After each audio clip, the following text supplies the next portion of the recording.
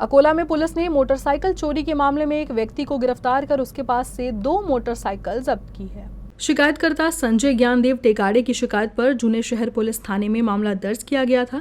इस मामले की जांच करते हुए पुलिस ने अकोला के हिंगना महसपुर निवासी योगेश रामेश्वर पैसोडे को गिरफ्तार किया है और उसके पास से चोरी की मोटरसाइकिल जब्त की गई। संजय टेकाडे यांनी पोलीस स्टेशन जुने शहर या ठिकाणी तक्रार दिली की त्यांची मोटरसायकल जवळपास 1 महिन्यापूर्वी चोरी केलेली आहे। त्या चोरीच्या तपासामध्ये गाडीचा आणि चोराचा पाठलाग आणि शोध घेत असताना परवा रात्रीला आम्हाला एक संशयित वाहन एक संशयित आरोपीसह मिळाले। त्यावरून दोन्ही ताब्यात घेतले। संबंधित आरोपी योगेश पैसाडे याच्याकडून हे वाहन ताब्यात घेतल्यानंतर त्याने कबुली दिली की सदरचे वाहन त्याने चोरी केलेले आहे। ताबडतोब त्यांचा अटक करण्यात आले। तसेच त्यांचा पोलीस कस्टडी रिमांड घेण्यात आला।